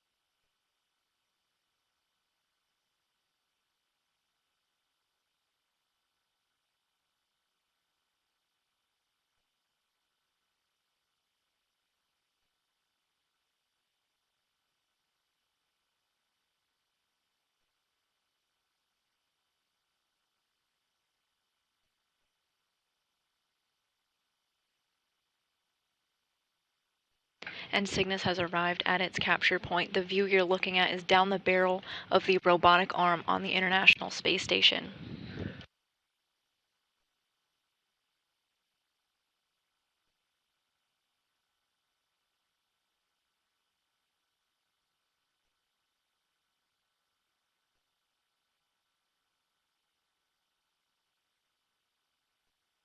So NASA astronaut Laurel O'Hara is there at the controls of the robotic arm in the station's cupola. The spacecraft has a number of aids to kind of help her out. We talked previously about how the cupola has a number of data screens to kind of help inform O'Hara. She can also look at it. NASA astronaut Jasmine Mogbelli can give her another set of eyes as well. But there's another tool on the spacecraft itself. It has a grapple target that O'Hara can use to correctly position the station's robotics arm. So we can see it right now on your screen. It's a little in the distance. It's in the middle of your screen. It's a black bar, kind of parallel with the bottom of your screen. It's a black bar with a white line there. But that's not actually what she's going to be grabbing onto. O'Hara's goal is to grab the grapple fixture, or the pin, sticking straight out perpendicular underneath that black bar. The robotics arm's latching end effector, or its hand, has a special snare mechanism that can grab the grapple pin and firmly hold onto it. So that grapple fixture, the pin, is what O'Hara is aiming for today, while the grapple target, the flat white line, will help her.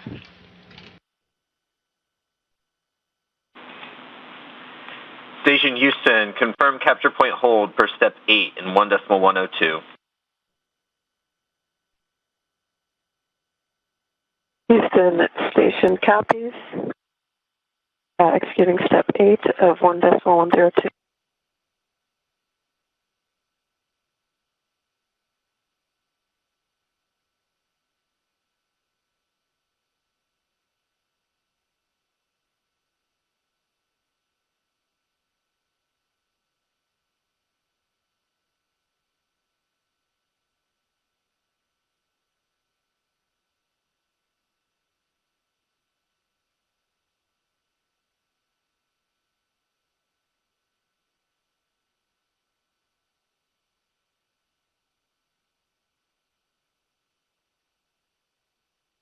Houston Station, capture conditions confirmed and crew ready for Cygnus capture.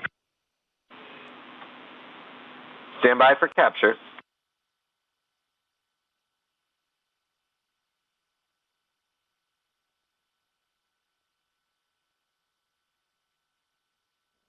And NASA Flight Director Diane Daly just gave the go. Cygnus is ready for capture. Station Houston, go for Cygnus capture sequence. Step 4 in 1.110, Cygnus capture. Begin monitoring the backaway cue cards. Copy. Go for step 4 in 1.110 and monitoring the backaway cue card.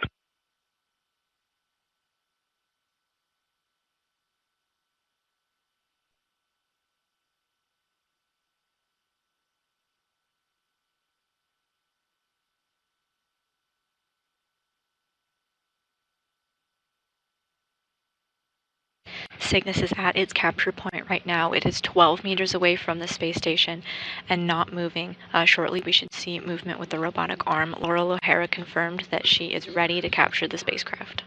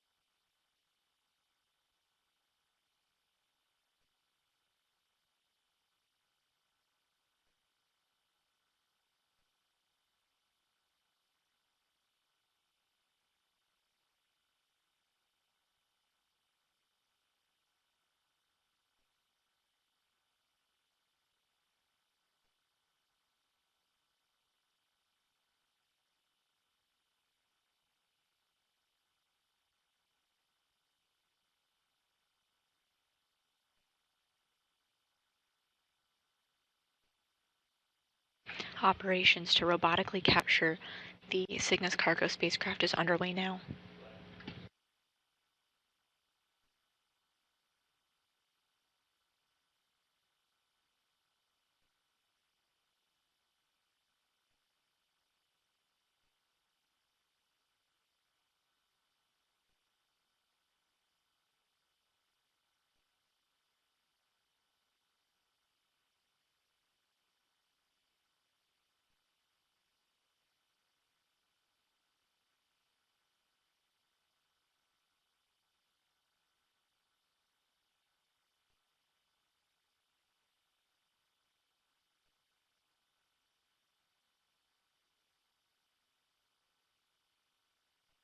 The space station has moved into a configuration known as DSATS inhibited. Essentially, the space station has gyroscopes that help keep it in the correct position.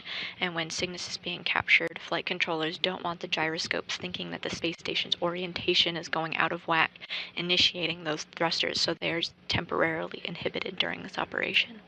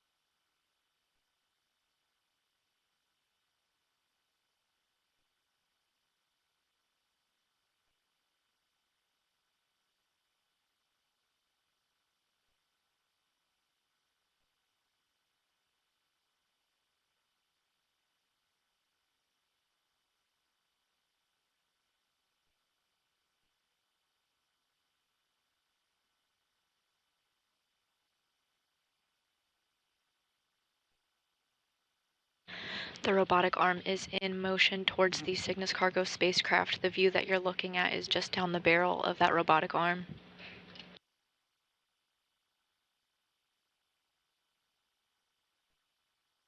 The robotic arm is 2 meters away from the spacecraft.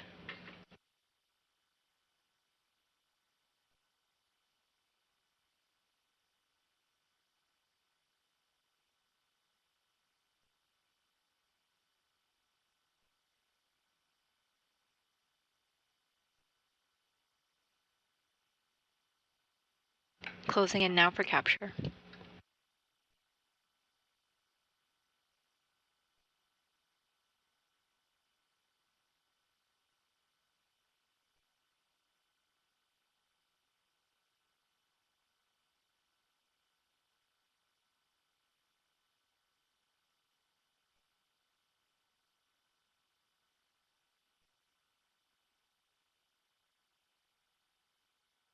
Robotics officers reporting that the operation is going nominally.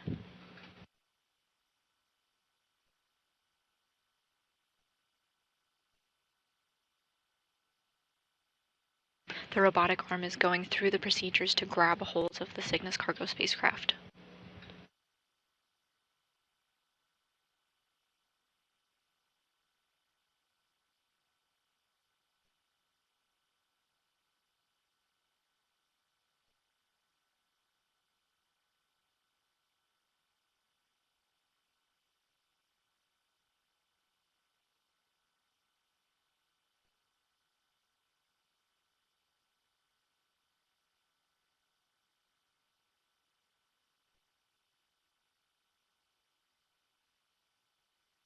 We're in a brief but expected handover period as the robotic arm of the space station closes on the Cygnus cargo spacecraft. Laurel O'Hara is at the controls in the space station's cupola, doing a capture of the Cygnus cargo spacecraft today, and we hope to get our live views back of that operation shortly. This is a brief but expected handover.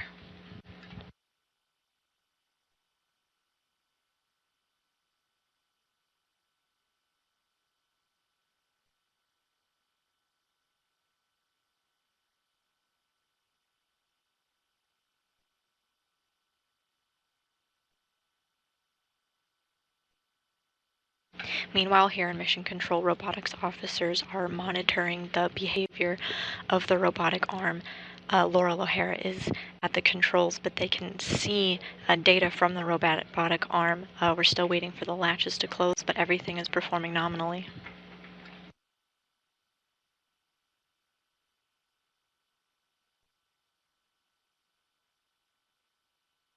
And the latches are in motion.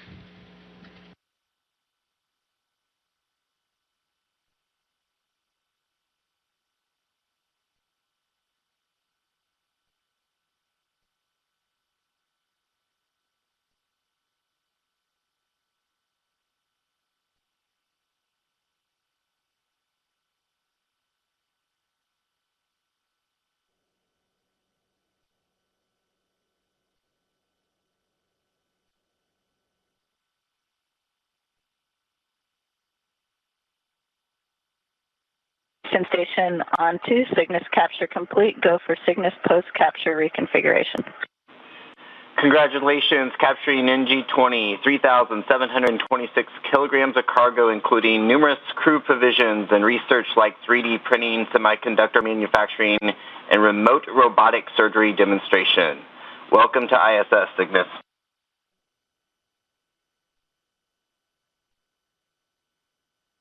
Thanks, Alex. And on behalf of the Expedition 70 crew, we'd like to congratulate the Northrop Grumman and NASA team on a successful launch and capture.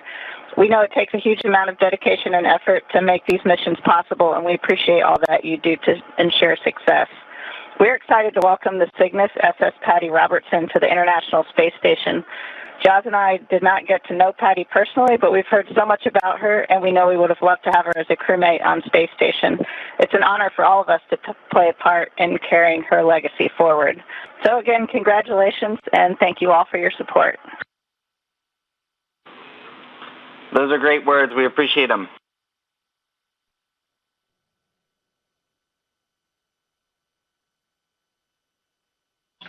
And there you have it. We have confirmed capture of Northrop Grumman's 20th commercial resupply mission at 3:59 a.m. Central Time, 4:59 a.m. Eastern. At the time of capture, the SS Patty Hilliard Robertson Cygnus and the International Space Station were flying over southern Russia.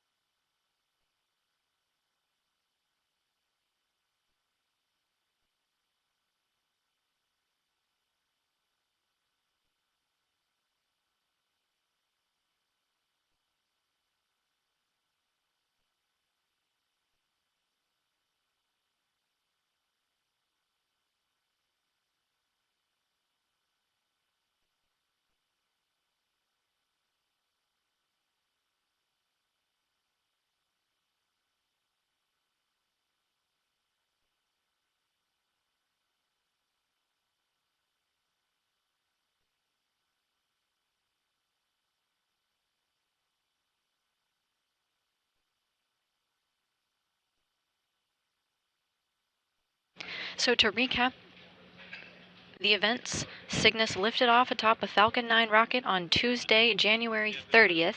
It successfully performed a number of burns to get the spacecraft to all of its checkout markers. First, the 250-meter hold. Here, teams noticed an issue with one of its backup communication systems, and the issue was resolved. It went on to the 30-meter hold and finally into a position for NASA astronaut Laurel O'Hara to robotically capture the spacecraft at 3:59 a.m. Central Time, 4:59 a.m. Eastern, as the station was flying over southern Russia. The spacecraft contains more than 8,200 pounds of scientific experiments, crew supplies, spacewalking equipment, and other cargo. This concludes our coverage of rendezvous and capture of the SS Patty Hilliard Robertson Cygnus cargo spacecraft, but we'll be back on the air at 5:30 a.m. Central Time or 6:30 a.m. Eastern. When we come back, flight controllers here in Mission Control will be working to install Cygnus to the Earth-facing port on the station's Unity module. This is Mission Control Houston. We'll see you then.